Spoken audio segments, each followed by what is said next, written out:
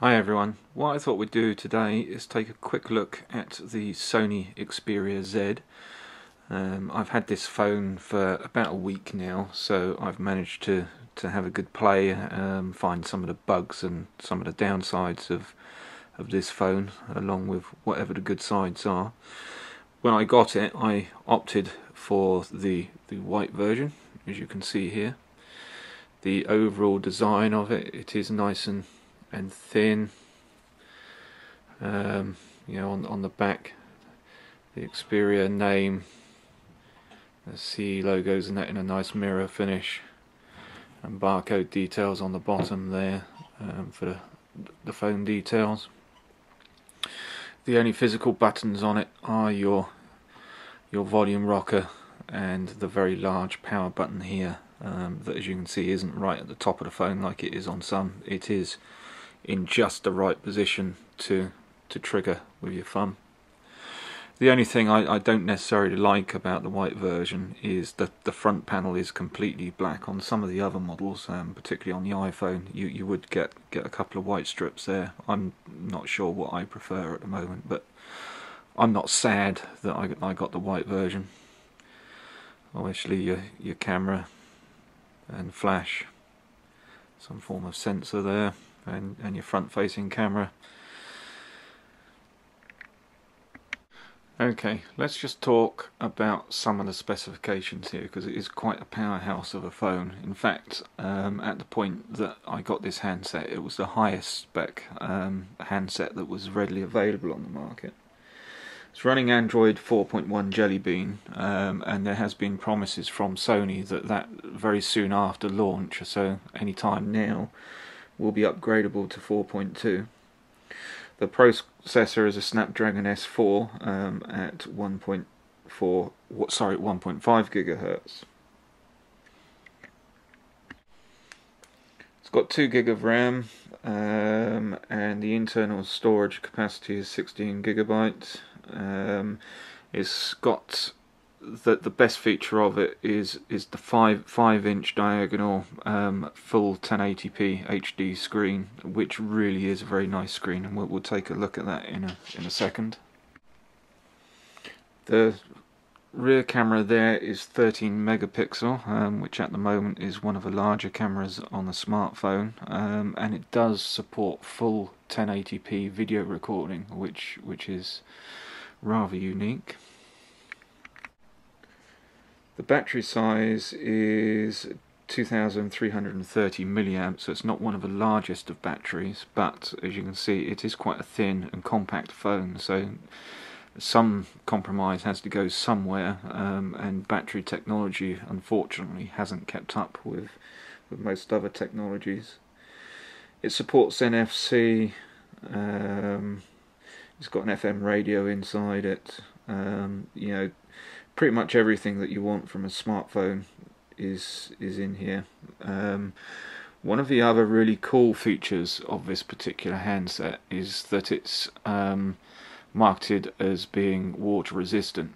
Now, a lot of people assume, because they've seen it dunked in a bowl of water in some of the videos that Sony have produced, that it's water resistant. It's not. The specification that it conforms to is not waterproof, but water resistant. The difference being that, you know, waterproof, you could go diving with it, all sorts of things like that. With water resistance that this phone is, whilst it should be able to accept being dunked in water for short periods of time, you're best off not trying it.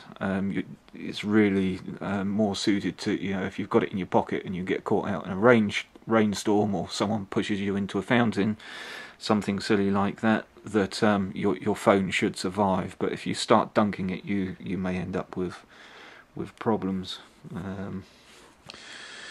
Let's just compare the screen size with some of the other devices. So here's an iPhone 5. As you can see, the general thickness of the phones is not massively different. In fact, the Xperia feels maybe 1 millimeter thicker at the bezel there.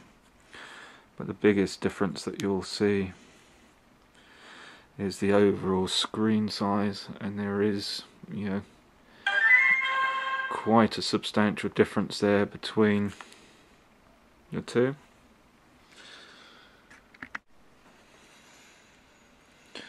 And here it is alongside my Note 2. As you'll notice, the Note 2 is marginally taller and marginally wider, but in all honesty the Z feels much better in the hand to operate. You know, like I say, I like both phones, but the Z feels good. Now let's just take a look at this screen here. It is a full HD 1080p screen. It is beautiful screen. I've got no complaints about it. Some people have said bad things, mostly because the clarity of it when you view it from an angle is not as good as straight on, but in all honesty a lot of panels are like that. Just going to try it and pull up a photo for you. So there's a photo that was taken in Yorkshire not too long ago. You know, it's captured the nice blue sky that was there on the day with the snow on the hills. You know, very nice camera there. Watching video and movies on a phone like this is absolutely lovely. The picture is absolutely super. There's enough contrast in it and enough brightness. You know, I really can't fault it at all. I've watched a few now, and it really is a fantastic picture in there. I mean, it's being ruined a little bit by the reflection of the camera and that here, but it very lovely screen. One of the problems though of a high power processor and a really good screen like this is the impact on battery life. In all honesty, with the screen on, if you're playing games or watching movies, you'll be lucky if you get in the region of 3 hours of activity out the phone. If we go into settings and we go under power management, there is what they call stamina mode here. If we turn stamina mode off, we'll get probably 3 hours of standby time. If I turn stamina mode on, I'll get probably 5 hours. What you've got to remember with stamina mode is that this is standby power time. You can whitelist a few applications. How stamina mode works is by stopping all the applications when you turn the screen off and preventing things like network access. But if you do that, things like some of your chat programs and that may not work. So you can whitelist those, but at the detriment to the battery power. What I found is when I first powered up the phone and went in here, stamina mode said I'd have something like 113 hours left, but it's learnt from my usage that in reality I'm going to have about 5 hours. So this does seem to be very dynamic. You can change stamina mode so that it kicks in at certain battery levels, so you get normal performance, say up until your battery reaches 65%, and then stamina mode will kick in.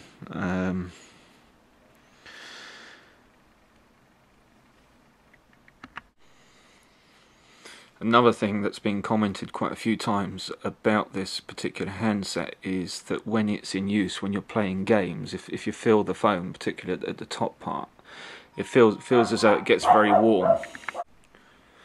Faster processors, all the other stuff that's going in there, and the screen all generate heat, so you will feel an element of warmth building up in there.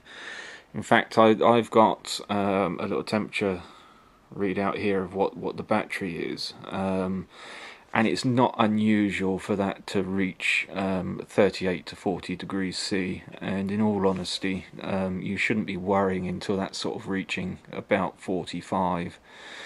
So that feeling of warmth as you hold it is perfectly normal.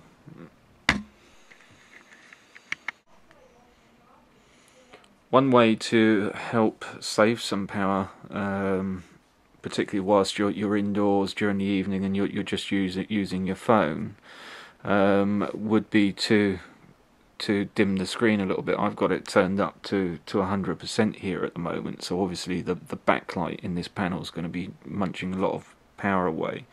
I've got a simple little widget on the home screen that allows me to just change the brightness as I cycle through. And of an evening, you generally find that 0% is enough. You know, if you're in bed just reading an email, then you don't need full backlight. In fact, it can seem quite painful on your eyes if it's up full. So a simple little widget like that can help with something like that. Comes with some nice little screen widgets built in where you can control your Wi-Fi, Bluetooth, GPS, screen brightness, NFC, that one, and that one there is just for Wi-Fi hotspot. I run a little uptime widget on my screen. The phone currently has been running for 1 day, 4 hours and 22 minutes without any problems. The most I've had without a reboot is 6 days, 2 hours and 54 minutes. And I just noticed once it got to that point that I wasn't having any real problems, but the power was depleting a little bit faster than normal, so I did a reboot, but I've not had any real issues with the running time on it. I use satellite navigation a lot, and my choice for satellite navigation is TomTom. I recently had to do a 1,200-mile round journey. It was spread across a couple of days, but I did that, a total of about 16 hours or so driving, and not a single flaw with GPS reception, and I had good network coverage from the phone for traffic reports and that on the way, so I can't fault it as far as a sat-nav goes. So let's take a look at what I think are some of the faults of the phone. There's two main issues. There's a little notification LED up here, which I can show you in a second, but it shows you when you're charging, when you've got low battery power, but it's supposed to be able to come on when you get notifications like email or text. A lot of people have reported, and it's the same with mine, that you are not getting the notifications. It works when you're charging your battery, but it doesn't show any of the notifications for text or anything like that. Not a major issue for me, and I'm hoping it will be something that will be sorted out when the 4.2 release comes out shortly. It's not a hardware fault, because obviously it's working when it's charging, or when you've got a low battery. So it's the same with most phone handsets. When you get it in the first week of launch, there is always bugs, and it always takes a short time for it to be sorted out. The next bug that was really annoying, and it's probably more of an Android problem, is the inbuilt email application where I use Microsoft Exchange, and I've got quite a lot of folders that I store my email in for different reasons. Only about half a dozen of the folders showed, so that was no good to me, and in fact trying to go into some of those folders, the whole mail application crashed. I'm currently using a package called Enhanced Email, which is working perfectly well for me, apart from I got an error message there, so I've got my emails and all of my folders are showing there, and in general that works really well. I've got a beta version installed. There's a couple of minor bugs, but in general it's really well, and I'm hoping that the stock email package will be fixed in the update. That was the only real software bugs that I found up to now. One other design flaw that I found is that is the loudspeaker right there, and it's the only loudspeaker being right down on that lower corner. Dependent on what you're doing with your phone, you can end up blocking that speaker. So very often, if you're holding your phone like there, your finger is over the speaker, and you'll get virtually no sound. If you're holding it like that, again, the speaker is in the palm of my hand, right there. It will be almost silent. So that is the worst design flaw on this one there. As we go around the phone, here is your headphone socket. There's your charging port. That's your micro SD port right there. And your SIM card sits in under this port here.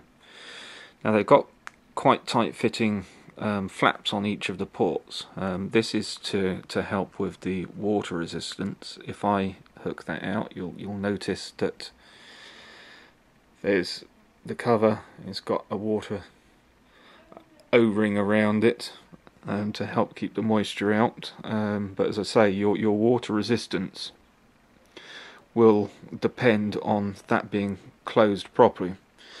What I don't like is that it's held on to the phone by a very thin plastic tab there, and I'm worried that long term that's going to pull off. So what Sony have done, because obviously this is a bit of a power muncher, is they've put these two contacts here. The top one is positive, the lower one is negative, and that's so that the phone can sit in a charging cradle, which they have produced one, and when it's sat in there, from those two terminals it will charge, so you're not constantly having to open that flap up there. Now, I've not been able to get one of the Sony charging cradles yet. I've pre-ordered it, but stock seems low. Some people have been lucky, and in fact some of the handsets actually came with a dock bundled with it. Unfortunately mine didn't.